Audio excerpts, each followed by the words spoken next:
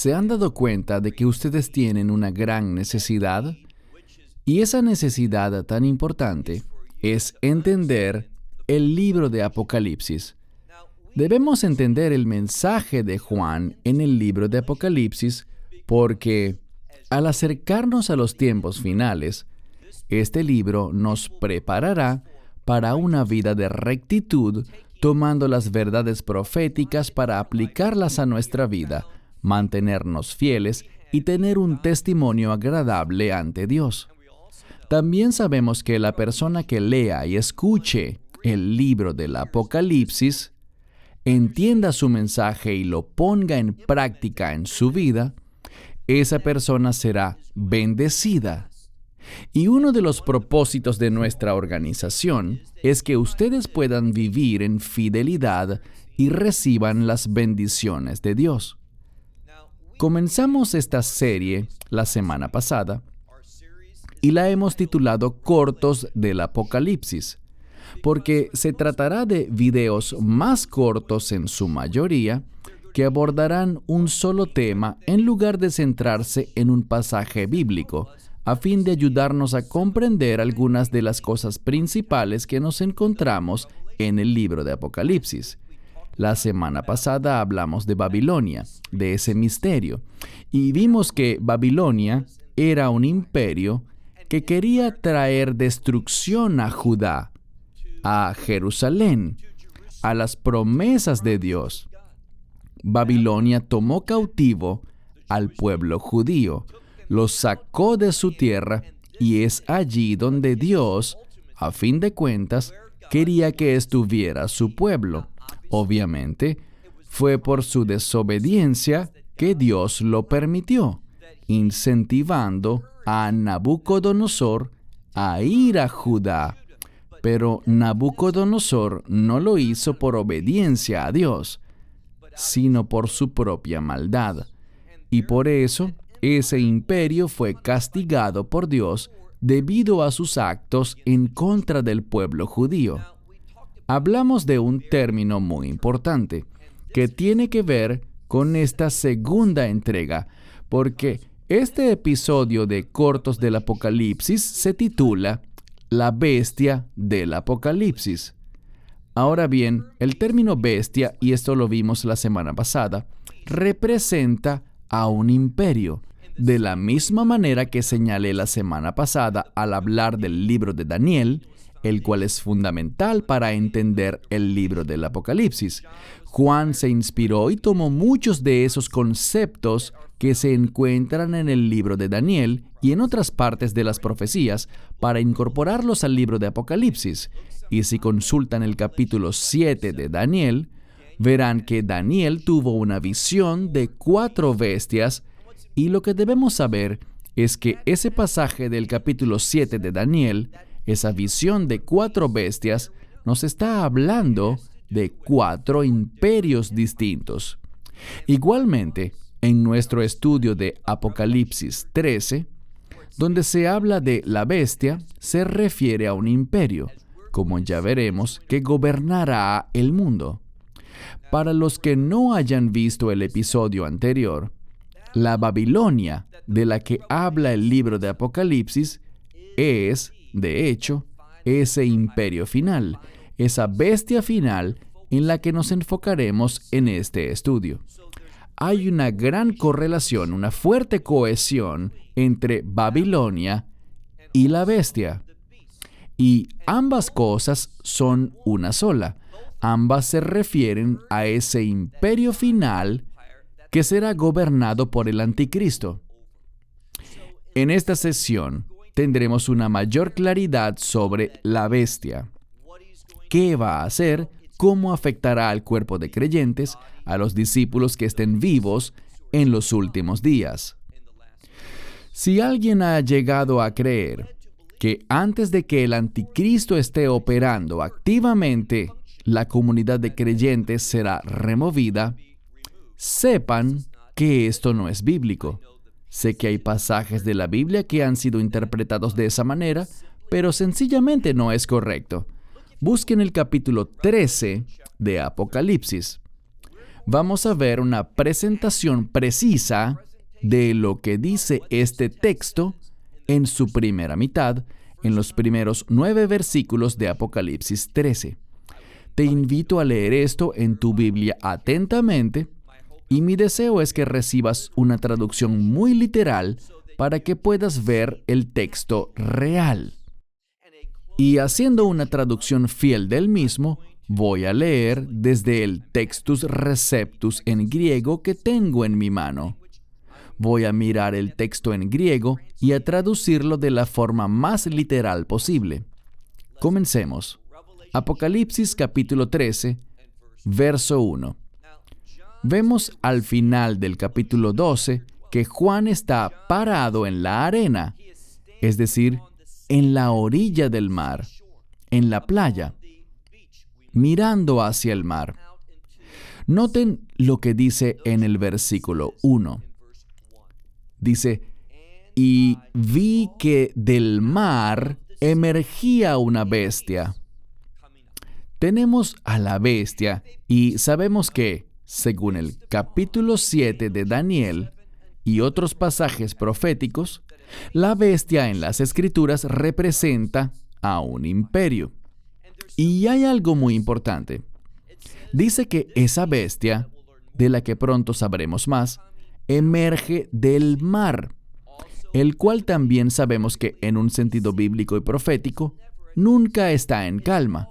Es algo que siempre está en movimiento y por eso el mar representa desorden, inestabilidad, una clase de caos que no refleja el orden divino. Entonces, ese imperio final se manifestará en un tiempo de desorden, en un tiempo de inestabilidad. Hay otra cosa que nos dice el libro de Apocalipsis. Cuando llegamos a la Nueva Jerusalén, esa expresión final del reino de Dios, noten lo que las Escrituras dicen al respecto. No habrá más mares. ¿Qué nos dice eso? En el reino de Dios no habrá nada que esté fuera de orden, que sea inestable o caótico. Todo será perfecto.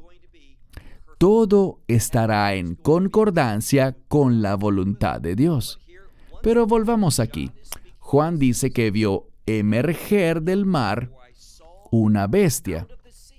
Así que ese imperio se manifestará en un tiempo de gran inestabilidad. Y la bestia tenía 7 cabezas y 10 cuernos. Más adelante veremos, específicamente en el capítulo 17, en el libro de Apocalipsis, que estos cuernos representan reyes, que son parte de una coalición que será conformada y liderada por este imperio.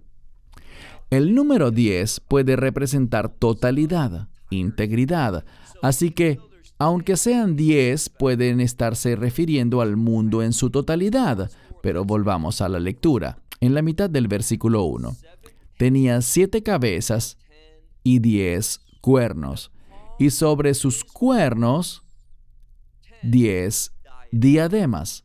La palabra diadema, que aparece exactamente así en griego, y de donde deriva la palabra diadema en español, que viene del griego y suena muy parecido, significa corona real. No solo es una corona de victoria, una corona por un logro o una corona de poder, sino una corona de autoridad, como la que llevan los reyes. Una diadema es una corona de la realeza, una corona de reinado. Seguimos leyendo. Y sus nombres, vemos aquí, que eran nombres blasfemos. Una de las características de la bestia, ¿qué es la bestia? Ese imperio, el imperio final que gobernará el mundo, es que será blasfemo. Es decir, estará en contra de los propósitos y el carácter de Dios. Su carácter está, como veremos en un momento, relacionado con Satanás. Reitero, lo que les estoy diciendo se basa en lo que encontraremos más adelante. Seguimos. Sobre sus cabezas habían nombres blasfemos. Luego dice en el versículo 2, y la bestia que vi era semejante a un leopardo. Ahora bien, ¿por qué es importante eso? Les mencioné que en el capítulo 7 de Daniel está la visión de Daniel de las 4 bestias. Y aquí el orden es inverso. ¿Por qué? Muy simple. En el libro de Daniel vemos que él contemplaba estas cosas del futuro, pero Juan las está viendo desde la perspectiva del reino. Él las ve en un orden diferente. Y por eso las ve así. Habla de la bestia y dice que era semejante a un leopardo y sus pies como de oso y su boca como de león. Si leen en el capítulo 7 de Daniel, verán que aparece león, oso y leopardo. Aquí es leopardo, oso y león. El orden es inverso. Pero vemos esta estrecha relación. Y si leen el capítulo 7 de Daniel, verán que se desencadenará una guerra contra los santos y que la persona que liderará ese imperio, quien es el anticristo, será inspirado por Satanás, por el dragón. Y eso es lo que leeremos aquí. Vamos a la segunda parte del verso 2. Y el dragón, en referencia a Satanás, el diablo, el dragón le dio a él, y aquí vemos que el concepto de la bestia es reflejado en el pronombre él, como lo traduje. Vemos que el dragón le dio a él su poder, su trono, es decir, su reino, y gran autoridad. De modo que habrá un imperio, y solo con ver los textos tiene sentido que la bestia sea un imperio. Va en línea con lo que nos dice Daniel sobre esos imperios, y vemos todos esos imperios en el pasado. Van a manifestarse nuevamente en una coalición, en una confederación, y, otra vez, se opondrán a los propósitos de Dios. Permítanme decir esto, y creo que lo mencioné en el primer episodio. Vamos a ver una mejor descripción de la bestia en Apocalipsis, capítulo 17. No vamos a leerla ahora, pero ahí se dice que 5 de sus cabezas, recuerden que tiene 7 cabezas, 5 de ellas han caído, ya no están.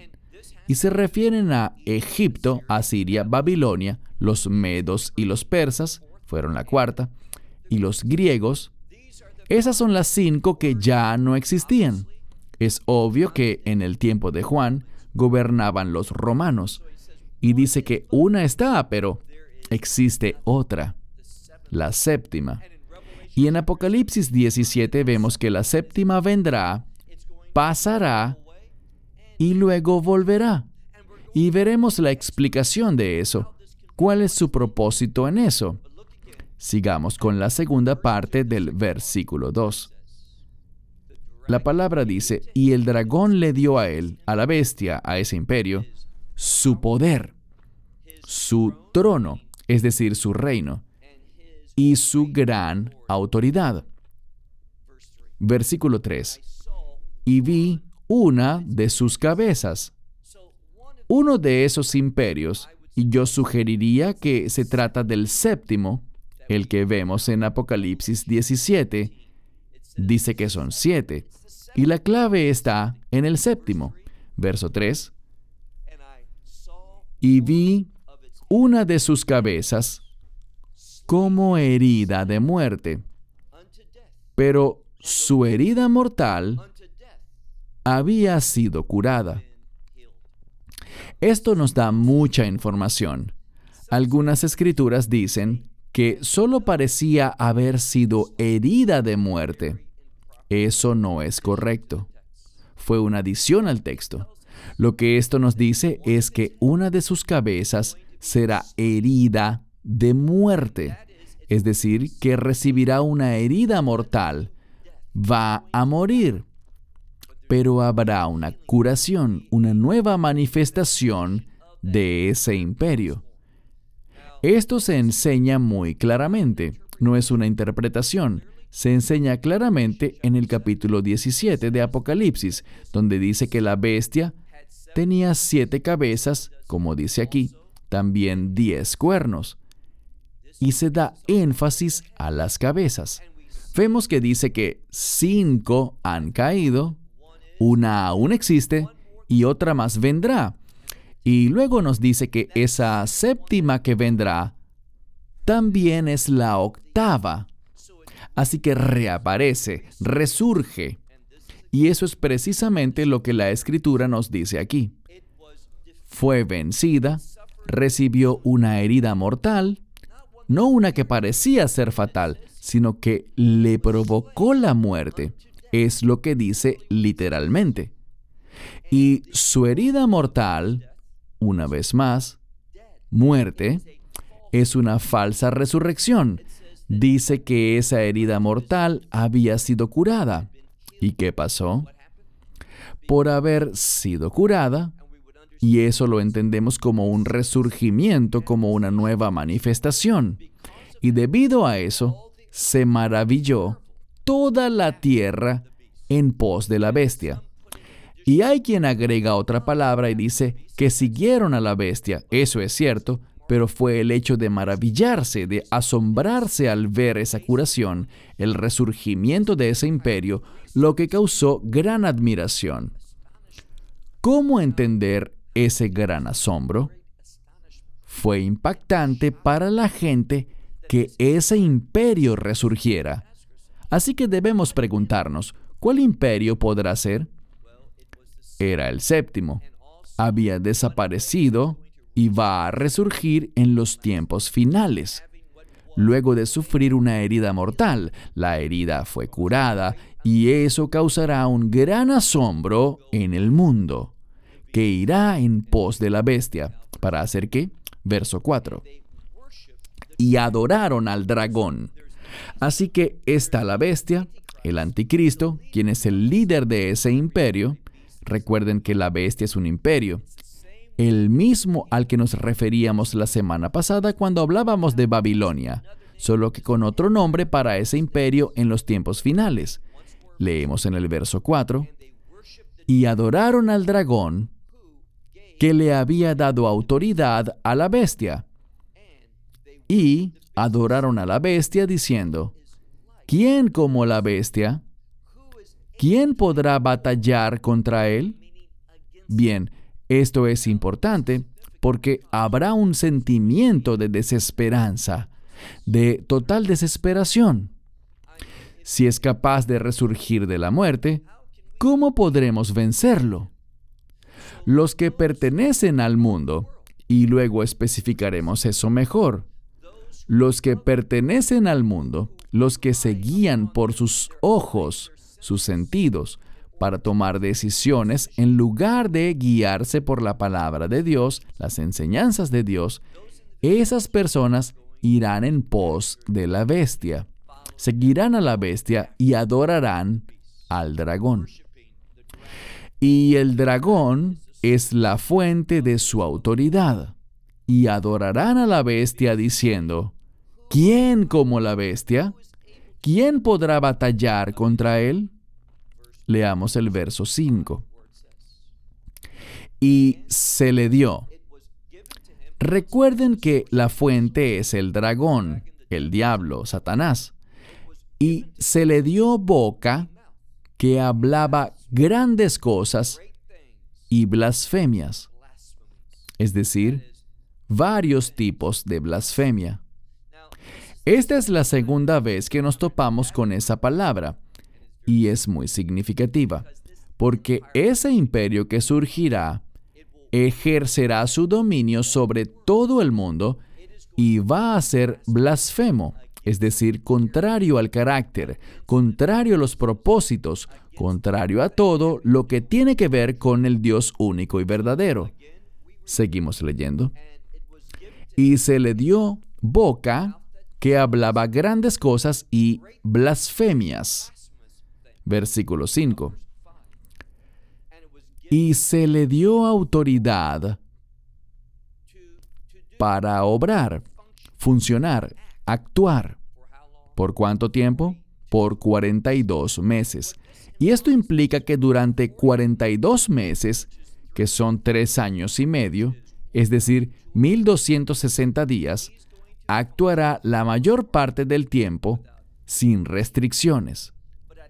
Pero al terminar esos 42 meses, que acabarán en abominación y desolación, en ese momento, en breve, Dios se moverá y comenzará su juicio para esa bestia, para Babilonia, el mismo imperio del que hablamos la semana pasada, el imperio del anticristo.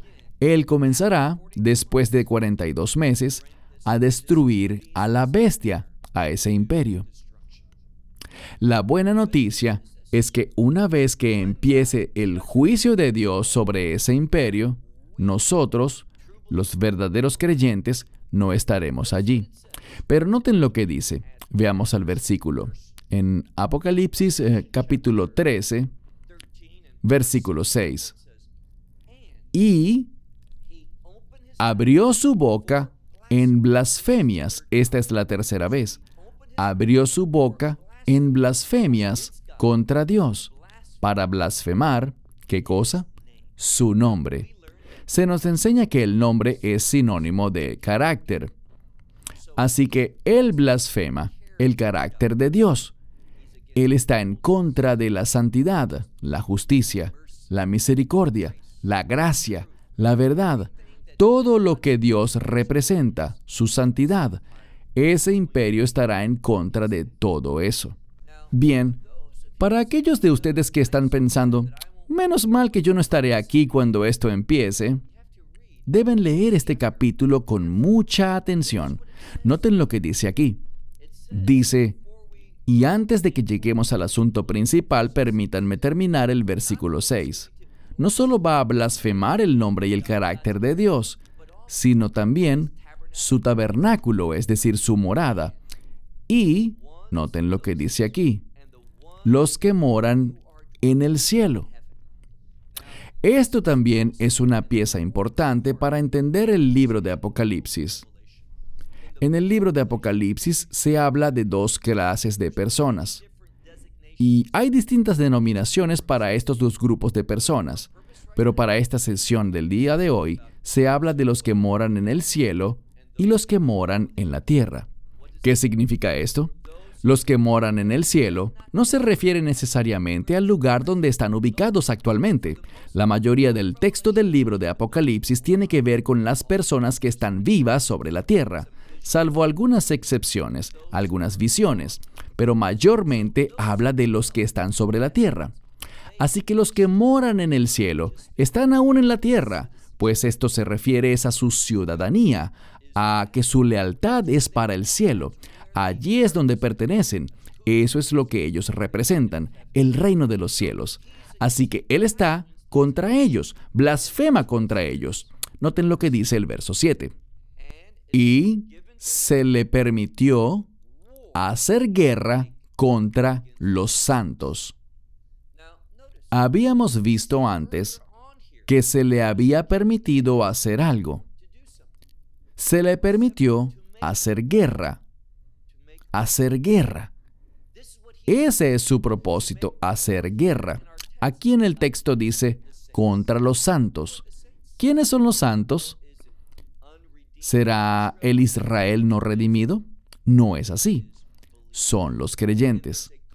Y hay una pista en el texto. El último versículo que analizaremos en un momento lo confirma. Pero volvamos al versículo 7. Se le permitió hacer guerra. Pero la palabra guerra aparece primero que el verbo hacer, para darle énfasis a esto. Ese es su carácter es bélico. Dice, se le permitió guerra a hacer contra los santos. Y no hay que ignorar esto. Y vencerlos. Eso es importante. De la misma manera que el Mesías fue a la cruz, Él murió. Desde un punto de vista terrenal, el mundo creyó durante unos días que había sido vencido, derrotado. Pero la resurrección lo cambió todo. Una manifestación verdadera de resurrección, de victoria sobre el pecado y la muerte. De la misma manera, Él nos dice que tomemos nuestra cruz y lo sigamos. Muchos serán vencidos por el enemigo, y esto simplemente significa que van a morir. Van a perder la vida, y eso está bien. Está bien perder la vida por la justicia, por la fidelidad, por luchar contra esas cosas que son blasfemias. Dios quiere que lo hagamos. Luchar contra esas cosas que se oponen a que seamos fieles, a que sigamos caminando con Él, en la verdad de Dios. Y si morimos en ese proceso, eso está bien, porque mi esperanza no está puesta en algo que vaya a experimentar en este cuerpo. Él va a darme un nuevo cuerpo, y es la resurrección la que me lleva al reino de Dios en su plenitud. Así que no me molesta que aquí diga que Él hará guerra contra los santos y que los vencerá. Y luego dice al final del versículo 7, y se le dio autoridad, presten atención, se le dio autoridad, esa palabra también significa poder, sobre toda tribu, toda lengua y todo grupo étnico, es decir, sobre toda gente. Algunos dicen naciones. Este es el versículo, y en muchas ocasiones la gente me ha dicho que en ninguna parte dice que el anticristo va a gobernar este mundo. Bien, este versículo dice exactamente eso. Este imperio va a gobernar sobre toda tribu, toda lengua y todo grupo étnico. Vamos al versículo 8. Dice, y todos los que moran en la tierra. Ese es el segundo grupo. El primer grupo son los que moran en el cielo. Y repito, no se refiere necesariamente a su ubicación física. Allí habla de personas situadas físicamente en la tierra, pero ¿en dónde residen? ¿Cuál es su hogar? Nuestro hogar está en el reino de Dios. Pertenecemos al Dios del cielo. Esa es nuestra ciudadanía. Somos extranjeros, estamos temporalmente en este mundo. Contra esos es que va a hacer guerra Él. Pero en el versículo 8 leemos lo siguiente. Y todos los que moran en la tierra, ¿qué van a hacer? Ellos lo van a adorar a Él. ¿Quiénes son los que moran en la tierra?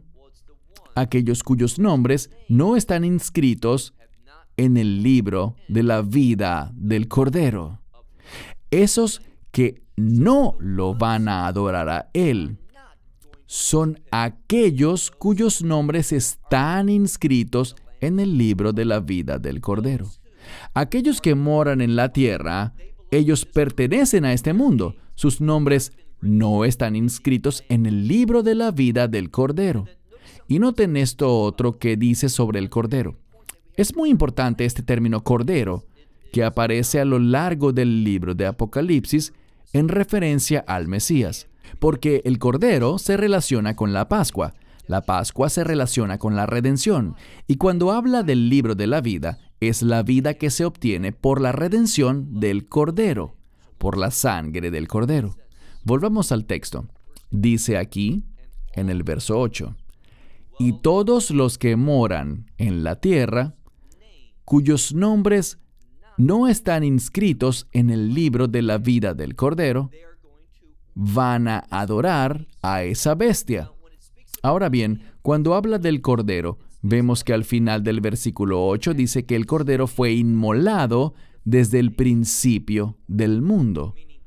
Eso significa que Dios siempre tuvo ese plan de redención, de crear un pueblo para Él. Y la única forma de que seamos el pueblo de Dios es experimentando la redención. Y es por esa redención que tu nombre se inscribe en el libro de la vida, el libro de la vida del Cordero. Es solo a través de su obra de redención, al derramar su sangre, que tú puedes convertirte en un ciudadano del cielo, un ciudadano del reino de Dios. Vamos al versículo 9, el último de hoy, que dice: si alguno tiene oído, que oiga. ¿Cuán importante es que este versículo aparezca precisamente aquí? Dirán ustedes, ¿por qué? Esa expresión, si alguno tiene oído, que oiga, aparece también en los capítulos 2 y 3 de Apocalipsis. Al final de los 7 mensajes para las 7 iglesias en el exilio, dice, al final de cada epístola a esas 7 iglesias de Asia Menor, al terminar cada una dice: si alguno tiene oído, que oiga lo que el Espíritu dice.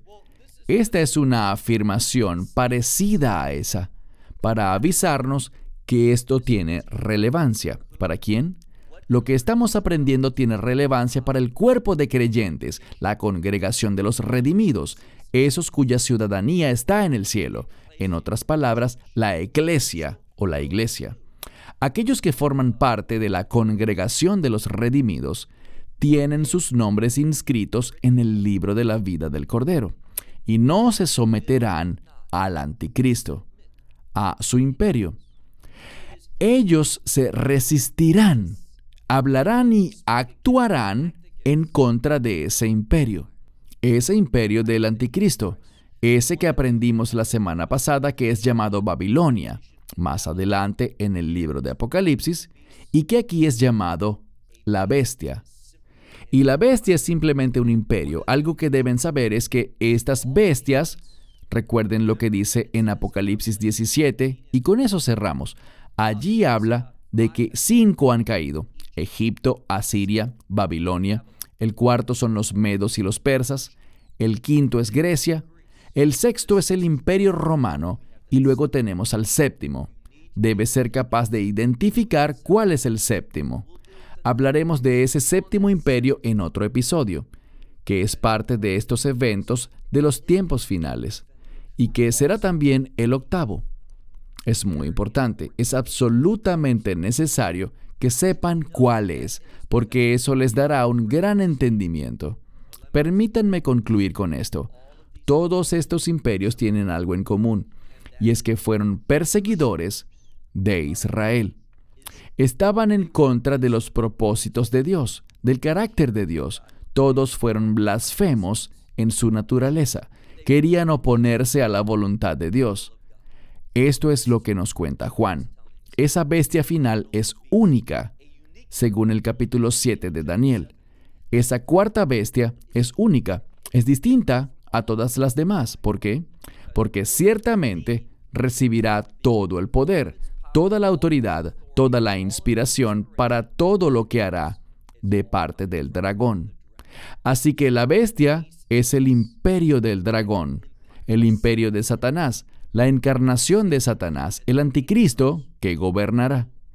Esa es la bestia. Cierro con esto y nos vemos en el siguiente episodio. Que Dios les bendiga. Shalom desde Israel. Shalom from Israel. Esperamos que te hayas edificado con el mensaje de hoy y lo compartas con otros. Te invitamos a seguir nuestros estudios cada semana por este canal y por el portal de YouTube de Amarás a Israel. También puedes descargar nuestra aplicación móvil gratuita, Mi Estudio Bíblico. Finalmente, para obtener más información sobre nosotros, visita nuestra web amarasaisrael.org, donde encontrarás otras conferencias de Baruch en audio, video y texto. Hasta el próximo programa. Que el Señor te bendiga en Yeshua HaMashiach, Jesús el Mesías, mientras caminas con Él. Shalom desde Israel.